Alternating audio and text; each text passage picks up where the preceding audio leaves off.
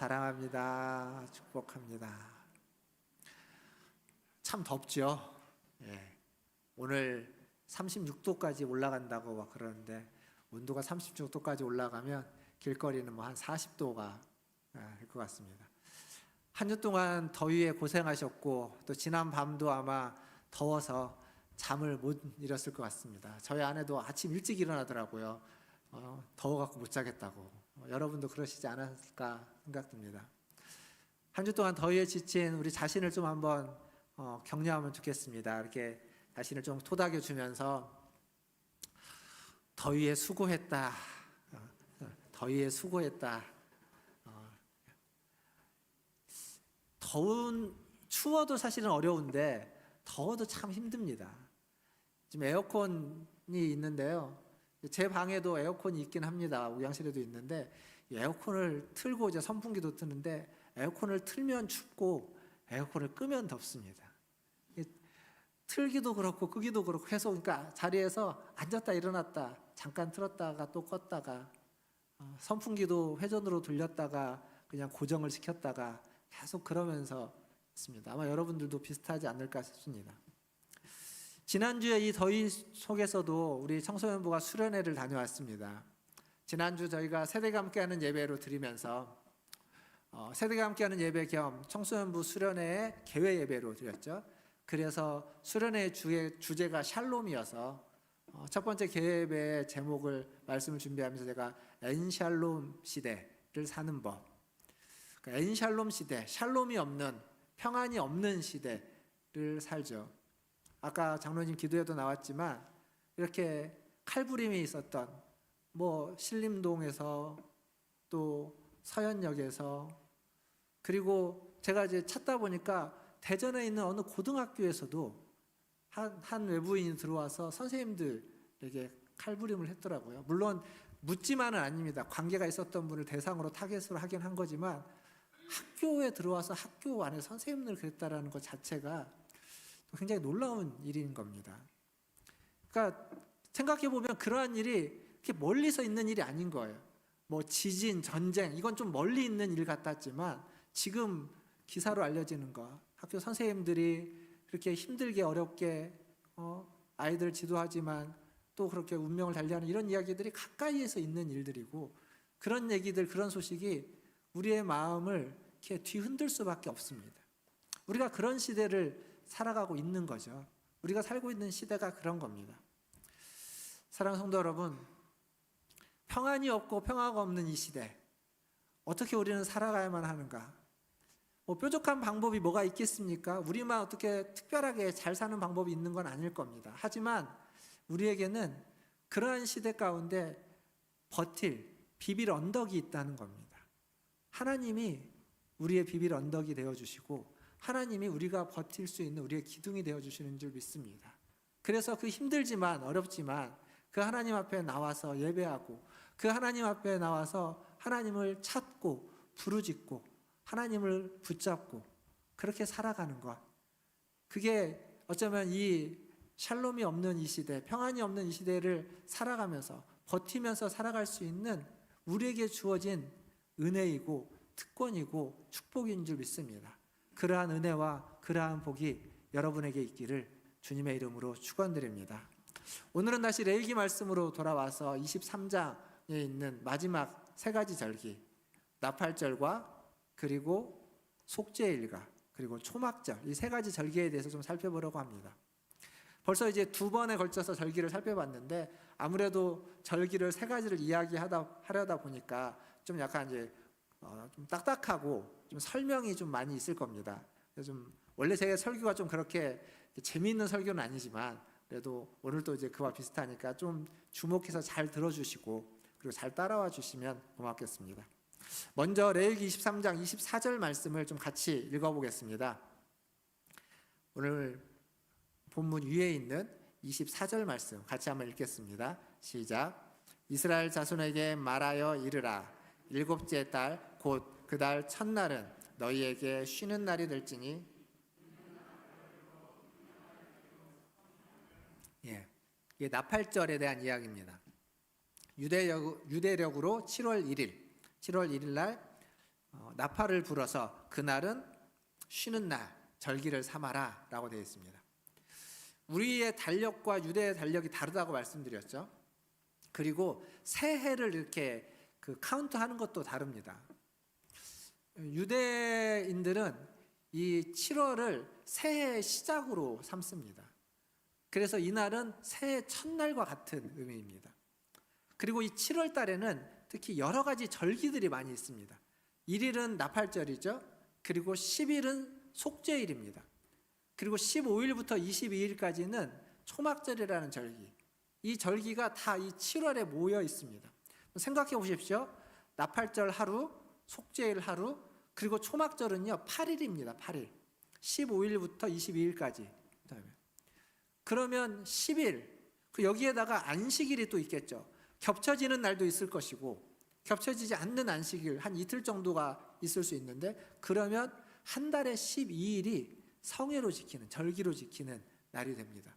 그러니까 이 날은, 이 7월달은 그냥 계속 예배하고 제사하는 일이 큰 일이 되는 거죠.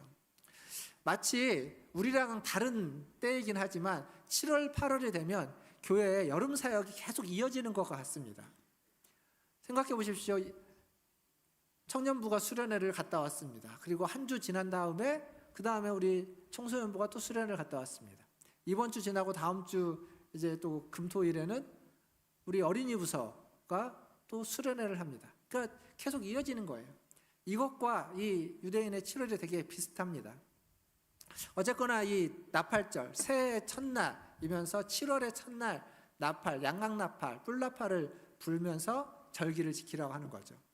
근데 이 나팔 소리가 떠오르게 하는 여러 가지 이미지가 있는데, 그 중에 출애굽기 19장 16절에 가면 이런 말씀이 있습니다.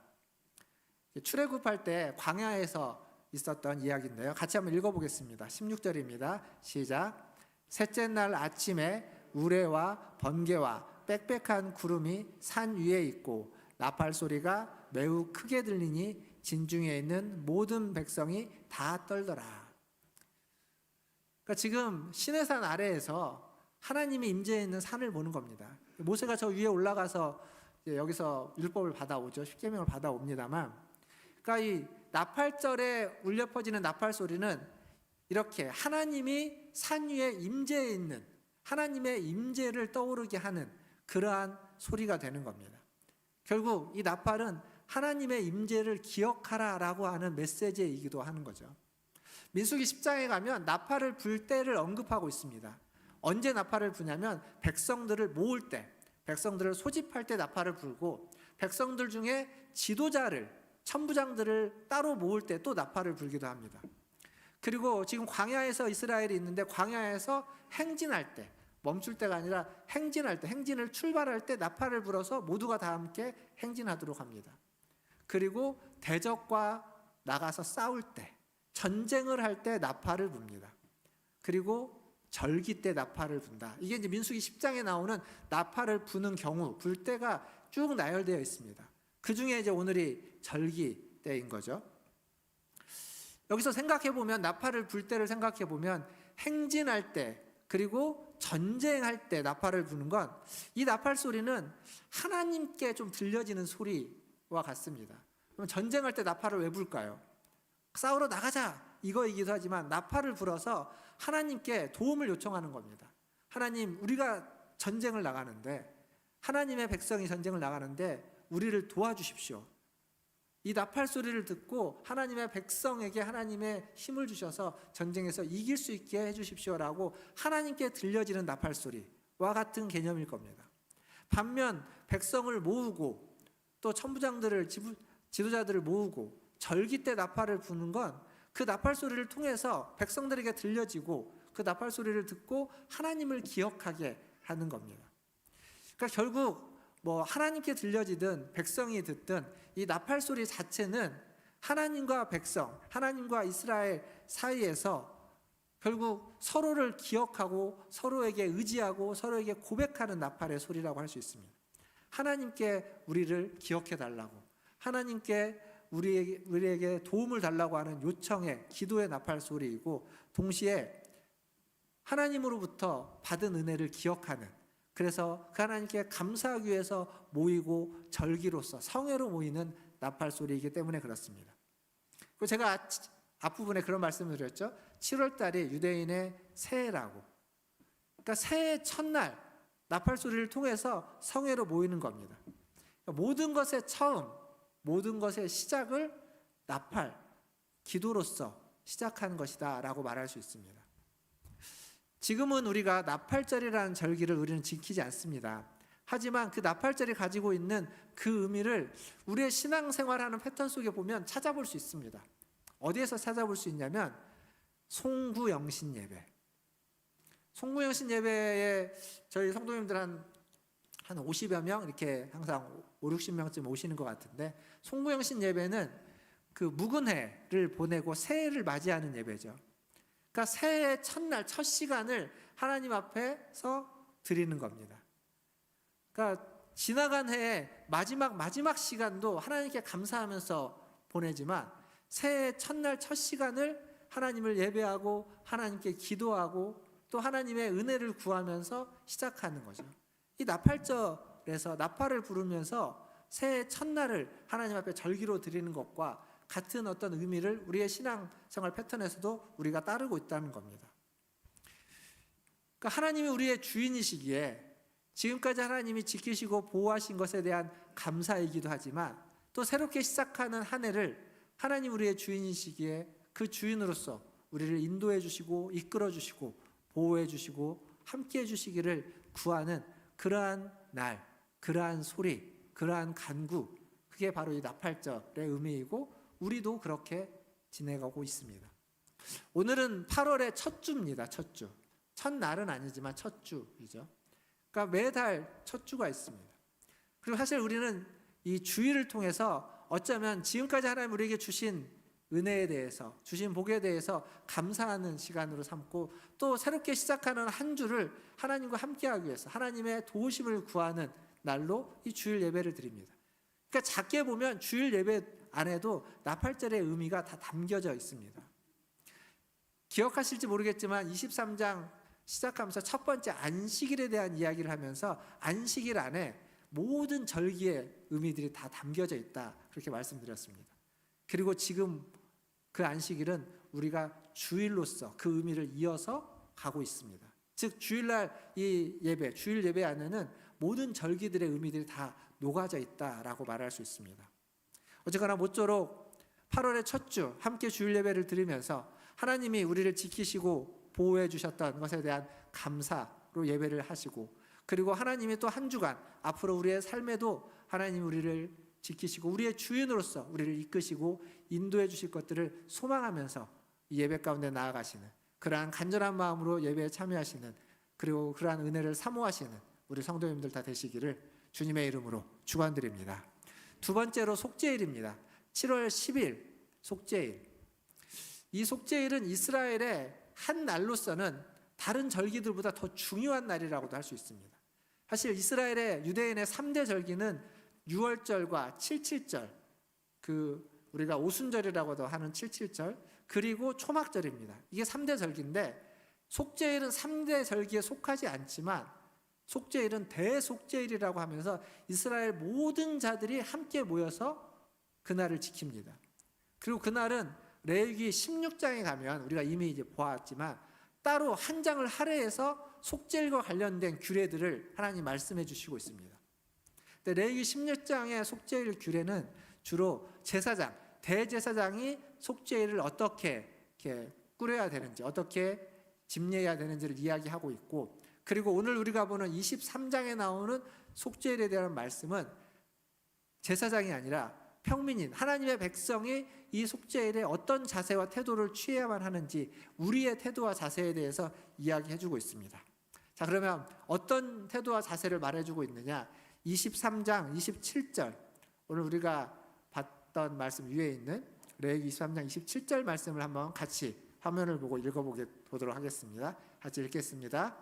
일곱째 달 열흘날은 속죄일이니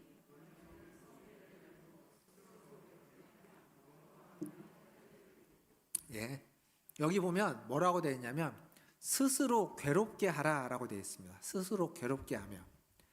이걸 다른 말로 바꾸면 금식하라라는, 실제적으로는 금식하라라는 이야기입니다.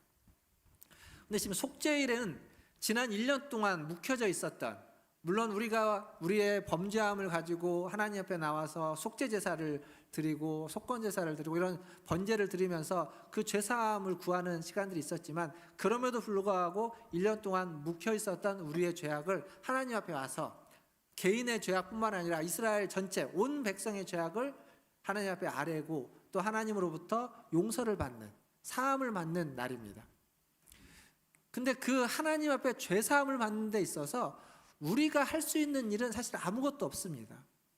우리가 나아오긴 하지만 구체적으로 우리는 그 죄 사함에 어떠한 것도 더할 수 없습니다. 그건 오로지 주님의 은혜로 주어지는 것입니다.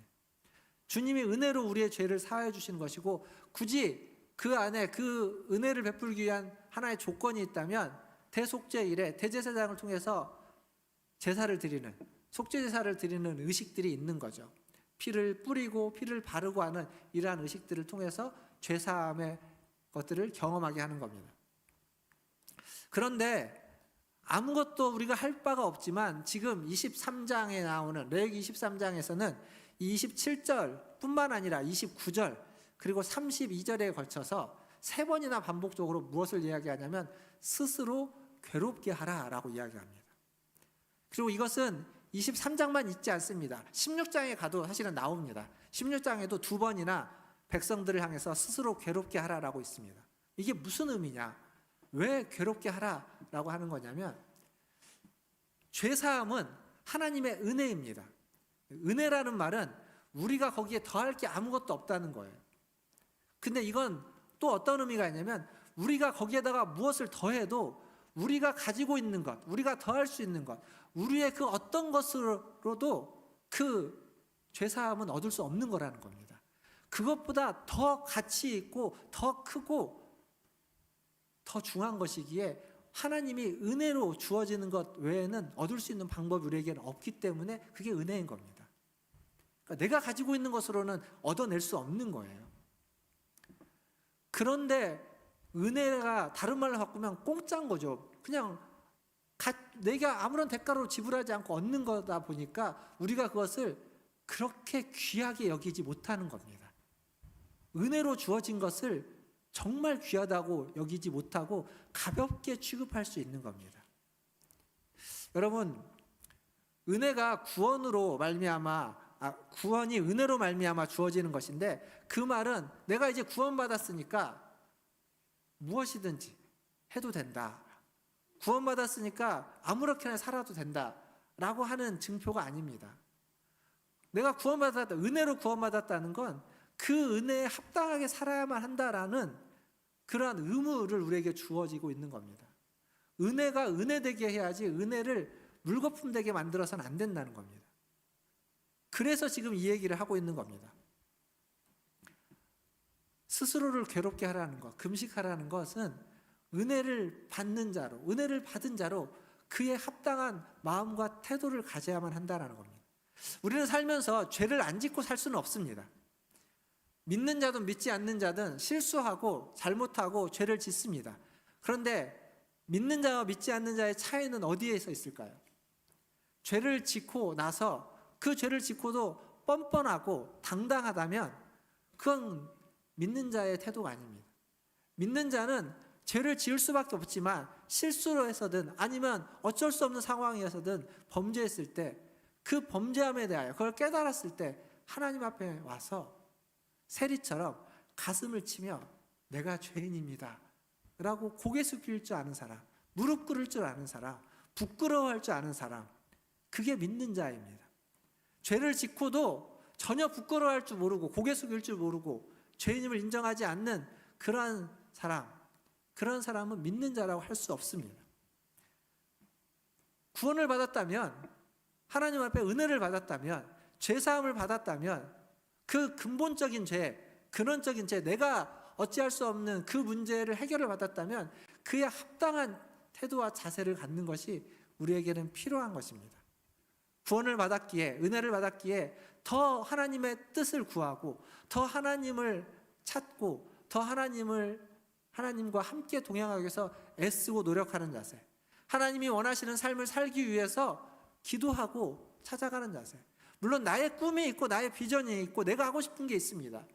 그것을 하고 그 꿈을 이루어가지만 그 과정 속에, 그 선택 속에 하나님께 기도하고 하나님의 은혜를 구하고, 또 혹시 그 과정 속에 불합리하고 부정하고 악한 것들이 있다면, 그리고 죄악된 것들이 있다면 그것을 제거하기 위해서 애쓰고 노력하는 그러한 모습들, 그것이 바로 하나님 앞에 은혜로 죄사함을 받은 자로서 합당한 태도이고, 스스로를 괴롭게 하라라고 하는 이 말씀은 우리에게 그것을 요구하고 있는 겁니다. 사랑하는 성도 여러분, 참 신자, 은혜로 구원받은 자, 구원을 받았기에 더 하나님을 찾고 더 하나님께 가까이 가고 더 하나님의 뜻을 구하고 그 뜻에 맞게 살아가기 위해서 애쓰고 수고하시는 저와 여러분, 우리 모두가 되시기를 주님의 이름으로 축원드립니다. 이제 마지막으로 초막절에 대해서 생각해 보겠습니다. 33절에서 44절까지는 다 초막절에 대한 이야기입니다. 근데 이 초막절은 장막절이라고도 불려지고 수장절이라고도 불려집니다. 이 초막절의 유래는 유대인들이 출애굽해서, 애굽에서 나와서 광야 생활을 하면서 40년 동안 광야에서 장막을 치고 텐트를 치고 살았던 것을 기념하는 겁니다. 기억하게 하는 거죠. 그래서 지금도 초막절에는 나와가지고 이제 장막을 치고 혹은 그 나무로 텐트를 만드는데, 초막을 만드는데, 그것을 만들 때 이렇게 나뭇가지로 지붕을 만들고 기둥을 만들고 하는데, 지붕을 튼튼하게 만들지 않고 얼기설기 만듭니다. 그래서 밤에는 별이 보이고 낮에는 해가 비치도록 튼튼하고 안정돼서 포근한 초막, 장막을 만드는 것이 아니라 아주 거칠고 포근하지 않고, 그리고 햇빛과 그 밤의 추위를 온전히 피할 수 없고 낮의 햇빛을 온전히 피할 수 없는 그러한 초막을 만드는 겁니다. 그리고 거기에서 일주일간을 사는 겁니다. 왜 그럴까요? 광야에서 조상들이 살았던 그 광야 생활이 그렇게 편안한 생활이 아니었다라는 것. 거친 생활, 해와 구름을 통해서 하나님이 그 햇빛을 가려주셨지만, 그리고 밤에는 불기둥을 통해서 하나님이 따뜻하게 해주셨지만, 하지만 그것들이 안전하고 평안한 것이 아니었다는 것을 경험케 하기 위해서 그렇게 거칠게 초막을 짓고 한 주간을 보내는 겁니다. 그럼에도 불구하고 하나님이 돌보셨다는 것을 이야기해 주는 거죠. 출애굽기에 보면, 신명기에 보면 이제 마지막에 이스라엘 백성 대해서 이야기할 때 40년간 광야 생활을 했는데 그들의 발이 부르트지 아니하였고 그들의 옷이 헤어지지 아니하였고 그들의 신이 닳지 않았다라고 말씀하십니다. 여러분, 40년간 옷 하나 입고 신발 하나 신고 다녔으면, 아니 하나가 아니어도 몇 개였다 할지라도 40년간 신었으면 헤어지고 닳았을 겁니다. 근데 헤어지지 않고 닳지 않았다라고 하는 그 표현은 하나님이 비록 광야에서, 초막에서, 장막에서 아주 척박한 환경에서 살았지만 하나님이 그 속에서 그들과 함께하면서 은혜를 베풀었다는 겁니다. 뭔가 드러나는 특별한 은혜가 아니었을지 모릅니다. 근데 40년간 입었던 이 옷이 괜찮은 겁니다.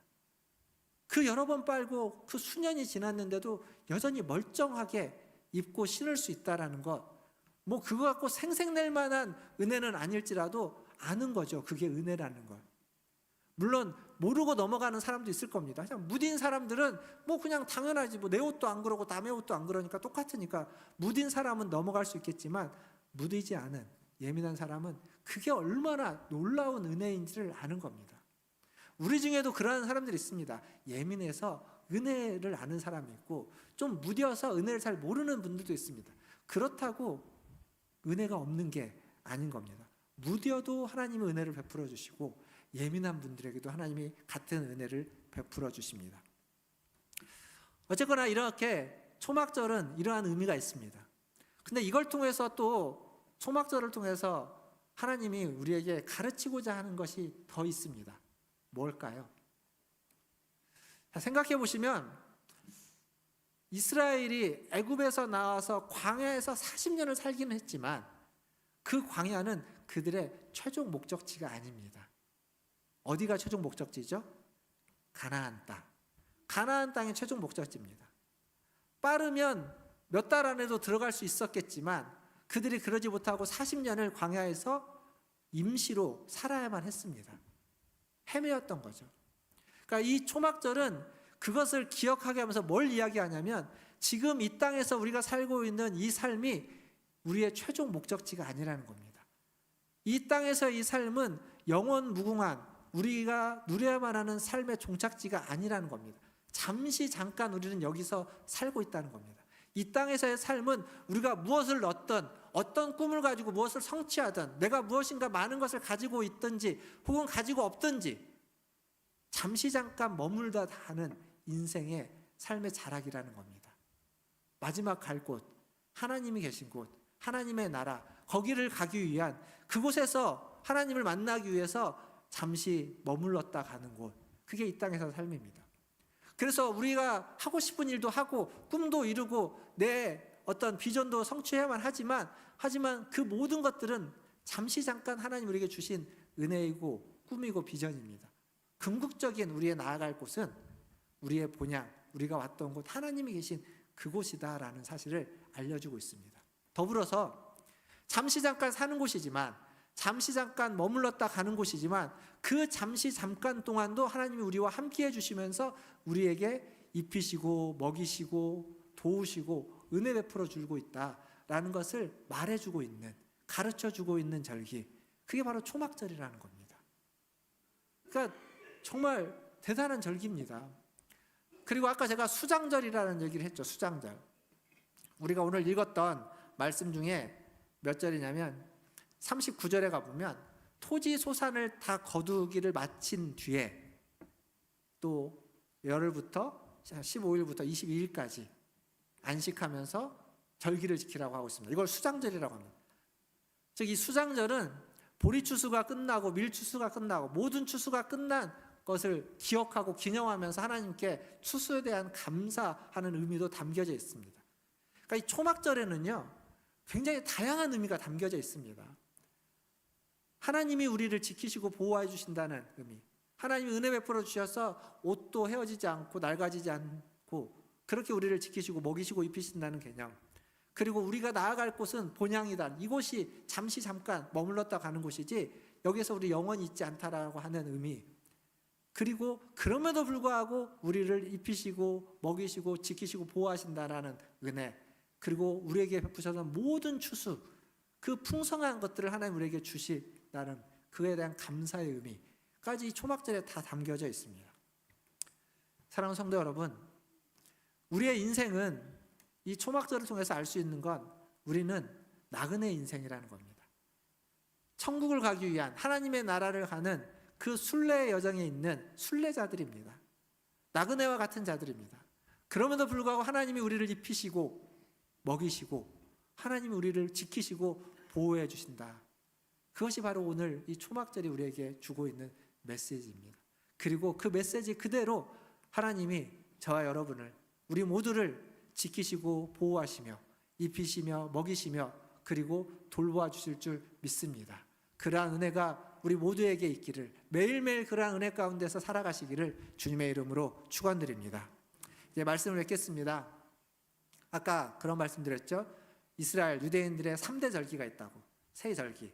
첫 번째는 유월절. 이 유월절은 예수님이 이 땅에 오심으로써, 그리고 이 땅에 오셔서 십자가에 달려 죽으심으로써 성취되었습니다. 완전히 성취된 절기입니다. 그리고 두 번째는 칠칠절, 오순절이라고 하는 칠칠절. 이것은 예수님이 죽고 부활하신 후에 성령이 그 120명의 제자들에게 부어지심으로, 그리고 성령이 지금 우리 안에 들어와 계심으로 이미 우리에게 성취된 절기입니다. 그리고 세 번째 초막절. 이 초막절은 순례자의 절기라고도 이야기합니다. 그러니까 하나님의 나라를 가기 위한 가는 순례자들, 그 마지막에 그 나라를 사모하면서 가는 그러한 절기입니다. 그래서 이 절기는 아직 이루어지지 않았습니다. 지금도 우리는 이 초막절의 절기를 따라서 하나님 앞에 나아가고 있고, 마지막 하나님이 부르시는 그날까지 하나님의 집에 하나님과 함께 거할 그날을 사모하면서 나그네와 같은 인생을 살아가고 있는 것입니다. 그리스도가 다시 오심으로 혹은 우리가 하나님 앞에 감으로써 우리에게 성취될 절기, 이것이 바로 초막절입니다. 근데 이 초막절에 또 한 가지 우리가 주목해야만 하는 건 뭐냐면, 이 초막절은 이래 동안 절기로 지키는데 첫날도 성회로 하고 마지막 날도 성회로 하는데 이 마지막 날이 8째 날입니다. 근데 이 첫날과 마지막 8째 날을 안식하라고 하는 얘기를 반복해서 강조해 주고 있습니다. 그러니까 초막절 안에 하나님이 원하시는 건 일상의 모든 것들을 브레이크하고 멈추고 떠나와서 집을 나와가지고 초막을 짓고 거기에서 8일간 지내면서 안식하게 하는 겁니다. 안식하면서 하나님을 기억하고 하나님의 음성을 듣고 하나님께 더 가까이 하기 위한 그러한 절기. 그러니까 그동안 하나님과 깊은 교제를 못했다면 이 시간을 통해서 깊은 교제를 갖게 하고, 하나님과 관계가 조금 어그러졌다면 이 시간을 통해서 하나님과 관계를 다시 회복할 수 있도록 하는 절기, 이게 초막절입니다. 지금도 우리는 살면서 굉장히 분주하게 살아가고 있죠. 바쁘게 살아갑니다. 그러다 보니까 매주 주일 예배를 통해서 하나님 앞에 다시 우리의 마음을 집중하고 하나님의 음성을 듣고 하나님을 만나려고 나옵니다. 그래서 매 주일은 초막절과 같은 의미로 지켜야 됩니다. 그러나 주일만이 아니라 우리의 삶에서 이렇게 안식하는, 쉬어야만 하는 시간들이 필요합니다. 7월, 8월은 사실은 지난주가 우리나라로 보면은 모든 직장이 아마 가장 많이 휴가를 가는 시기였을 겁니다. 왜 그러냐면 지난 한 주 동안이 학교는 이제 방학을 했죠. 애들 학원, 대부분의 학원, 어린이집, 유치원이 쉬는 기간이 지난주였습니다. 그거에 맞춰서 또 직장인들도 휴가를 잡기 때문에 가장 많은 기간이었겠죠. 어쨌거나 이런 휴식이 필요합니다. 그건 하나님이 처음 우리를 만들 때부터 그렇게 만드셨습니다.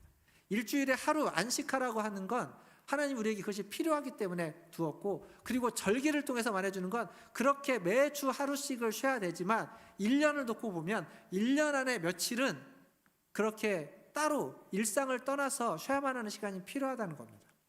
직장 생활하면 연차라는 게 있죠. 직장 연차가 제가 알고 있기로는 처음에 이제 신입이 되면 15일이 연차인데, 물론 이제 직장에 따라서 이렇게 좀 11일 정도, 10일 정도 주는 연차도 있다고 알고 있는데 15일이 연차고 2년, 3년에 하루씩 늘어서 25일까지 연차가 늘어갈 수 있다고 알고 있습니다. 그런 연차를 사용해서 휴가를 가기도 하고 또 자기가 필요한 또 쉼을 얻기도 하고 또 필요한 일을 하기도 하겠죠. 또 아플 때 또 사용할 수도 있을 겁니다. 어쨌거나 그런 시간들을 통해서 우리는 하나님을 찾아야 된다는 겁니다. 하나님을 만나야 된다는 겁니다. 항상 하나님 우리와 함께 하시고 우리를 지키시고 우리가 만날 수 있지만 특별하게 하나님의 음성에 귀를 기울이는 시간, 하나님 앞에 머물러 있는 그러한 시간을 우리는 가져야만 한다는 겁니다. 하나님 우리를 그렇게 만드셨다는 거죠. 저나 여러분이나 우리 모두를 그렇게 만드셨습니다.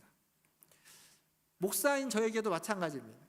하나님 앞에 귀를 기울여야 되고 하나님의 음성을 듣는 시간들이 항상 그러한 시간들을 가지려고 노력하지만 또 더 필요하고 있어야만 할 것입니다.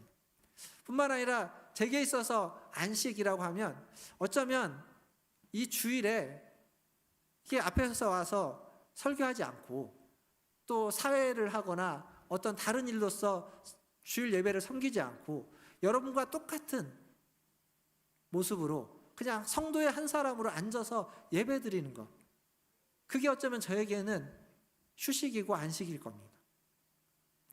그렇게 예배 드려 본 적이 언젠지 모르겠습니다. 어쨌거나 예배의 자리에 가면, 어딘가의 자리에 가면 무엇인가를 할 수밖에 없는, 휴가 주중에 이제 또 쉴 수 있죠. 하지만 주일 예배를 성도의 한 사람으로서 드려보고 싶은 마음, 이런 게 있습니다. 은혜로운 말씀 듣고 싶고, 제가 전에도 말씀드렸지만 저보다 설교 잘하는 사람이 너무 많지 않습니까? 그리고 저와 같은 설교 말고 좀 이렇게 따뜻하고 그리고 좀 더 은혜롭고 그리고 삶의 이야기들을 통해서 이렇게 더 공감되는 그러한 설교, 저도 그러한 설교를 듣고 싶습니다. 저처럼 하는 설교는 저도 듣고 싶지 않습니다. 제가 이렇게 설교하지만 제가 그렇게 못하니까 저처럼 이렇게 하고 있는 거거든요. 그러니까 여러분들한테 항상 감사합니다. 잘 듣고 계셔주셔서. 어쨌거나 그렇게 하면서 예배를 통해서, 예배의 자리에서 은혜 받고 싶은 마음이 있는 겁니다. 그러니까 하나님이 우리를 그렇게 만들었고 그런 게 우리에게 다 필요한 겁니다. 사랑하는 성도 여러분, 3주에 걸쳐서 절기 하나하나를 살펴봤습니다. 제가 첫 시간에 그런 얘기를 했죠. 이 절기를 다 그냥 뭉뚱그려서 하나로 이야기를 할까, 한 번 설교로 끝내야 되나 말아야 되나 그런 고민을 하다가 나눴다고. 나누고 설교를 하다 보니까 참 나누길 잘했다는 생각은 듭니다. 여러분들이 듣기에는 좀 너무 딱딱한 얘기였겠지만 한번 들어보셨고, 그리고 결론적으로 이렇게 말씀드리고 싶습니다. 이 절기들이 다 통합해서 이야기해 주는 게 뭐냐면 딱 하나입니다. 하나님이 이전에 지난 한 해 동안 나와 함께 하셨고 나를 지키고 보호해 주셨다, 나를 도와주셨다는 얘기를 하는 겁니다. 그리고 그 하나님이 지금도 나를 지키고 보호하고 인도해 주신다라고 말하고 있는 겁니다. 그리고 그 하나님이 앞으로 우리가 살아야만 하는 많은 날들 속에서도 하나님이 지키시고 보호하시고 인도해 주실 거다라고 약속하고 있는 겁니다. 그게 이 절기들입니다. 모든 절기가 다 이야기해 주고 있는 것. 안식일에, 주일에 우리가 와서 예배 드리면서 하나님의 말씀을 들으면서 우리가 마음에 다시 한번 가져야만 하고 느끼고 깨닫고 붙잡아야만 하는 약속이 이겁니다. 하나님이 우리와 함께 해주셨습니다. 도와주셨습니다. 인도해 주셨습니다. 보호해 주셨습니다. 감사해야죠. 그리고 지금도 하나님이 그렇게 해주시고 계십니다. 그리고 앞으로도, 이번 한 주간도, 앞으로 남은 올해에도, 내년에도, 이후로도 하나님이 그렇게 해주실 것이다라고 약속하고 있는 겁니다. 이게 절기가 우리에게 말해주는 메시지입니다. 다 잊어도 이것만 기억하면 됩니다. 지난날, 그리고 지금, 그리고 앞으로도 하나님 우리와 함께 해주실 거다, 도와주실 거다. 여러분의 어떤 삶의 자리에 있든, 어떤 형편에 처해 있든, 여러분의 마음이 어떻고 여러분의 상황이 어떻든, 몸이 어떻든 하나님이 지금까지 함께 해주시고 보호해 주시고 지켜주셨던 하나님이 지키시고 보호해 주시고 함께 해주실 거다라고 약속하고 있습니다. 이러한 은혜의 약속, 은혜를 받은 자로 그 은혜에 합당하게 살아가고 은혜의 약속을 받은 자로 그 약속을 소망하고 약속을 붙잡고 살아가는 것, 그게 우리에게 필요한 유일한 믿음과 신앙의 자세이고 태도라는 사실을 꼭 기억하시면서 그렇게 신앙생활해 나가시는 저와 여러분 다 되시기를 주님의 이름으로 축원드립니다. 기도하겠습니다. 하나님의 은혜가 우리에게 위로부터 주어집니다. 그 은혜로 말미암아 우리의 마음이 새로워져야 됩니다. 또 그 받은 은혜에 합당하게 우리는 살아가기를 하나님은 원하시는 줄 압니다. 오늘 기도하실 때 하나님, 나와 함께 해주시고 나를 지키시고 보호해 주셨던 하나님, 물론 그 시간 동안 힘들고 어렵고 아픈 일들도 많이 있었겠지만 그래도 하나님 감사합니다라고 고백하고, 지금도 그 하나님의 은혜를 우리가 누리고 경험하고 있음에 감사하고, 그리고 그 하나님의 은혜가 앞으로 내가 살아가는 삶에도 주어질 거라는 그 약속을 붙잡고 하나님 기도합니다. 하나님, 잊지 않고 평화가 없고 샬롬이 없는 그런 환난과 어렵고 힘든 시간이 내게 닥쳐와도 그 하나님의 약속을 붙잡고 이겨내고 견디겠습니다. 그 받은 은혜에 감사하면서 살겠습니다. 그 받은 은혜에 합당하게 살겠습니다 라고 같이 한번 기도하며 주님 앞에 나가겠습니다. 기도하겠습니다. 하나님 아버지 감사합니다.